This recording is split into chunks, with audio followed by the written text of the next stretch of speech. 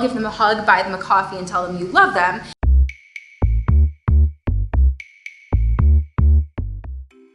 Hey you guys, and welcome back to my channel. So I'm sorry for this weird lighting situation. It's a lot darker now than it was when I wanted to start filming, so I had to turn on some lights and it just it's not a great situation, but we're working with it. We are working with it.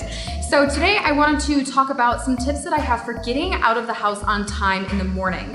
This has been an issue that I've struggled with, but I have learned a lot of ways to get better at it. It definitely takes practice, but the other day in one of the ADHD groups I'm in for women, I'm in probably like 17 different groups, but in one of my groups, a woman posted and said, I have had so much trouble getting out of the house in the morning. I literally had to have a talk with my boss today where she told me, hey, if you like your job, you're gonna have to show up on time. So she was asking ways that she could work on getting out of the house on time in the morning to make it to her job on time.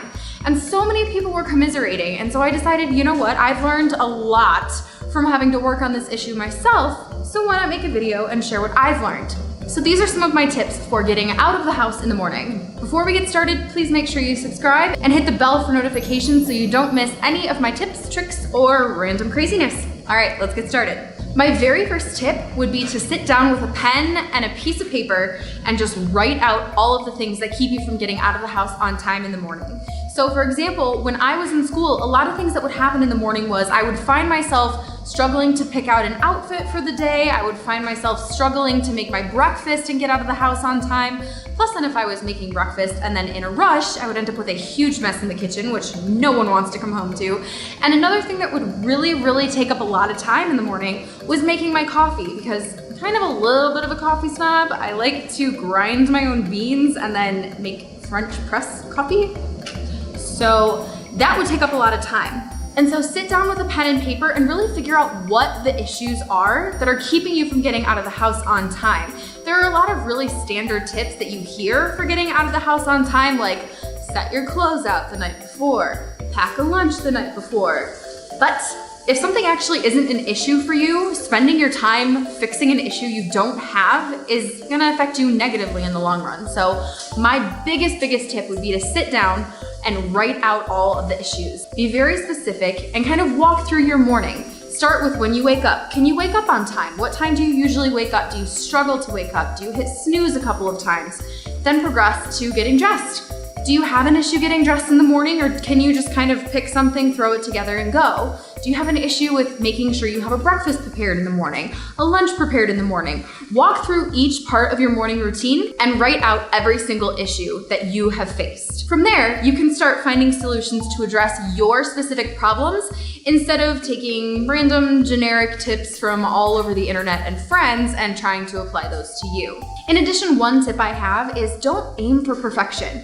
So something that I would do, and I found myself doing a lot when I would wake up in the morning, was I would like to sit and spend like an hour scrolling through Facebook. Now you can say, okay, that's easy, just don't go on Facebook in the morning. Block Facebook on your phone if you can, which by the way, if you need an app that helps you block sites that you don't want to use during a specific time, so for example, blocking Facebook in the morning, there is an app that I recommend. It's called Freedom, and I talk about it in my Best Apps for ADHD Management Part 1 video, which I'll link right here. So you could really easily say, okay, just block Facebook in the morning. Well then, if that's something that you're used to and something you really enjoy doing in the morning, which I did, I had about 15-20 minutes in the morning where I would wake up that much earlier so I would have some time to feel like I was wasting time, because for whatever reason that would trick my brain into thinking, okay, now that we've wasted time, we can get down to business. So sometimes it can actually be a good idea to, while you're trying to get rid of a habit, actually just set aside some time to indulge in that habit for a little bit, and then eventually you can cut it out. Definitely make sure you work through your morning and figure out where your specific issues are, then figure out ways to get rid of them. My second tip is to make sure you wake up on time. Now again, this is gonna be something that is gonna have to be tailored to you personally. Steven, my husband, for example, cannot wake up no matter what. Like a bomb could probably go off as his alarm in the morning, and he would roll over, hit it to try and make it stop making noise, roll back over and go back to sleep. It's crazy the amount of alarms this guy can sleep through. It's absolutely insane. So what he's found works for him is to leave his phone downstairs in the morning, because when he hears it going off at 4 a.m., because he is that crazy person who wakes up at 4 a.m., he has to get up out of bed, go all the way downstairs, turn it off, and then go back upstairs. And by that time, he's a little bit more awake and less likely to crawl back in bed and go back to sleep like we all love to do. So one app that I've found that really works for getting me out of bed in the morning is called Pillow. Essentially what Pillow does is it monitors your movements while you sleep, especially if you have an Apple Watch. It pairs with your Apple Watch. You can also use it if you don't have an Apple Watch, but it tracks your movement while you're sleeping, and then you give it about a half an hour window of when you need to wake up. So then what it does is using your movements, it will tell when you're in the lightest part of your sleep cycle, and it will wake you up then. Because we all know the feeling of being in such a deep sleep, maybe having a dream or something like that, and then you have to wake up and you are groggy and grumpy and just bleh the entire rest of the day. So making sure that you wake up when you're in the lightest part of your sleep cycle actually helps you to feel less groggy. And I've used apps like this for years. I recently found Pillow this year, and it's really helpful. You can choose from a million different sounds to wake up to. It'll even analyze your sleep for you and tell you how much you slept, how well you slept. It'll give you like fun little graphs of your sleep cycle and everything like that. So making sure that you wake up on time and not feeling groggy is definitely a good step towards getting out of the house on time in the morning. My third tip, and the next two kind of go hand in hand, but my next tip is something I actually read when I was really little. Do you guys remember American Girl magazine? That was huge when I was little. I loved American Girl. Me and my friends were obsessed with all things American Girl, but I actually read this tip in American Girl magazine when I was like 10. And this one is kind of a fun one, but it's where you make a playlist that is exactly the amount of time you have from start to finish of your getting ready routine.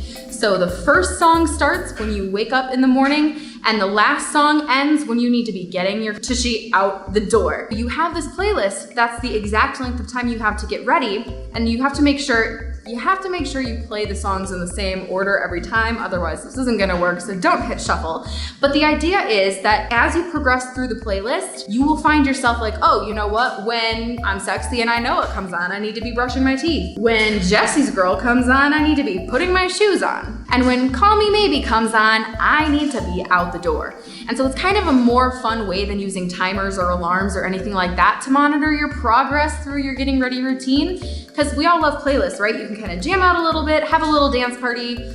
Am I the only one who does that? Please tell me I'm not the only one who has a dance party when she's getting ready in the morning. I highly doubt I am. If you say I'm the only one, I think you might be lying. But it kind of adds a little bit of fun into getting ready and getting out the door in the morning. So that is a tip I would highly recommend. And the next one is actually another app recommendation. You guys know me, I love apps, productivity apps, time management apps, pretty much any kind of app. I will try it, I will tell you my opinions on it, but this is yet another one of my app recommendations. It's an app called 3030. So unfortunately, while I was editing this video, I found out that 3030 is actually no longer in the App Store. I'm trying to figure out exactly what happened, and I've reached out to the creators of 3030 because there's nothing on their social media, there's nothing in the App Store, there's nothing that indicates that they should be gone.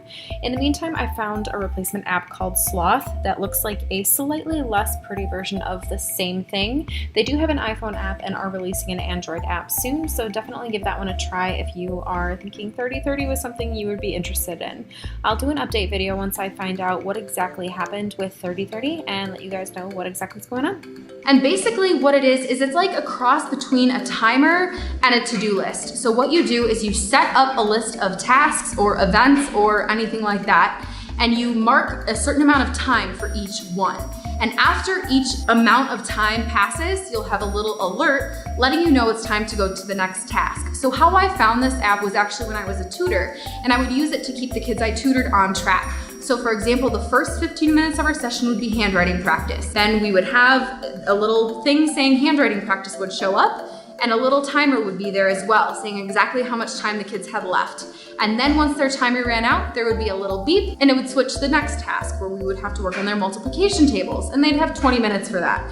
And we'd work on that for 20 minutes, and then there would be a little beep, and they'd move on to the next thing. So something like this can be really helpful if like something a little less structured, like a playlist, wouldn't really give your brain the little kick in the pants it needs to get going. If you need something a little more concrete, like a timer counting down telling you exactly how much time you have left, this would be a really good option for you. It is a free app, so I would definitely recommend checking it out. My next and final tip is to find an accountability. I'm doing laundry right now, and apparently it wants to yell at me and tell me it's done. So my last tip is to find an accountability partner. And this can seem like such a not fun thing, but it actually kind of can be. So what I would recommend is finding a buddy, someone that you can have hold you accountable and ask you every single day, hey, did you get out of the house on time? Even remind you, hey, it's 7:30, you need to be leaving. Good friends like that are kind of few and far between, and they can be hard to come by. So if you have someone like this in your life, first of all, give them a hug, buy them a coffee, and tell them you love them. And two, leverage them to help you get out of the house in the morning.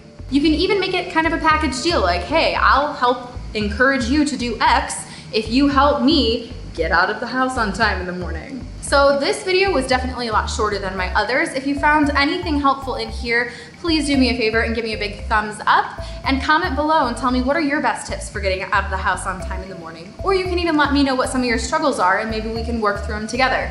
In addition, it would be really, really helpful to me if you found some helpful information in this video, if you shared it on Facebook, on your wall, even in some of your ADHD groups that you're in, but it would be a really, really huge favor to me if you could share this video if you found anything helpful in it. So make sure you subscribe and hit the notification bell so you don't miss any more of my tips. I will see you guys next time. Bye.